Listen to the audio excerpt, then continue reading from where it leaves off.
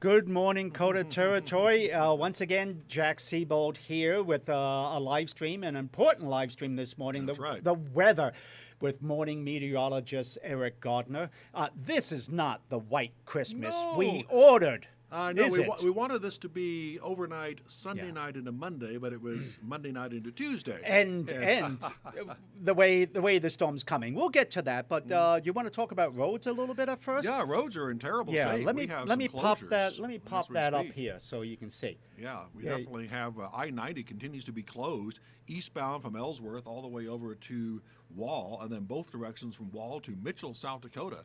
That's a lot of I-90. Of course, I-90 happens to be in wide open areas where you tend to have a lot of snow and blowing snow near whiteout conditions, although the snow is heaviest on the western side of that particular I-90 area. One thing that's changed about I-90 in the northern hills, we had no travel. Let me get to that here. We had no travel advised from the famous Tilford area on up to Wyoming. Now it looks like the no travel advised is right in the immediate Spearfish and Whitewood area. Okay. And no travel advised anywhere in the northern hills either. Yeah, and then there's a section where they say they don't have any conditions right here.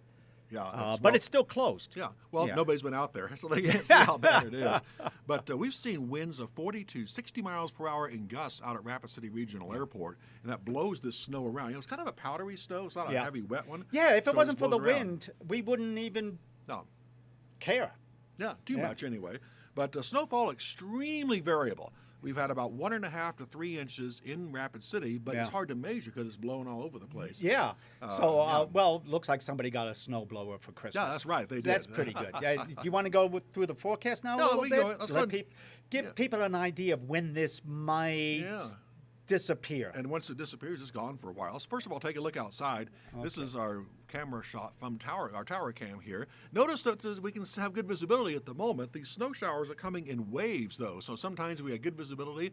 Even in downtown, not bad. Look at those winds. That's the 43 mile per hour winds in Rapid City right now. Makes it feel like 8. I felt it all night. Yes, exactly.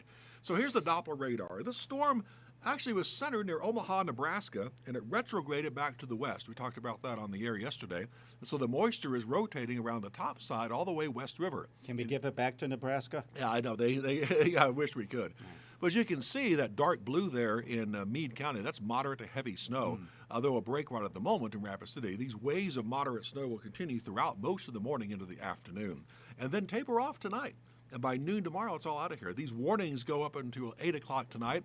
They're talking about dropping part of that blizzard warning as soon as this afternoon. We'll watch for that as the snow begins to wind down. And the winds actually will be dying down a little bit later today. Oh, good. Temperatures aren't bad. The upper 20s and low 30s. Now, obviously that's cold and it's below freezing, but it could be a lot worse. If we were looking at 0-degree temperatures, we'd have another story to talk about with this particular storm. No higher than 32 all day with 25 to 45 mile per hour winds. And here's one of the computer models, the American model we look at. This is forecasted additional snow by this model through early tomorrow morning. Another 2.5 inches according to this model in Rapid City.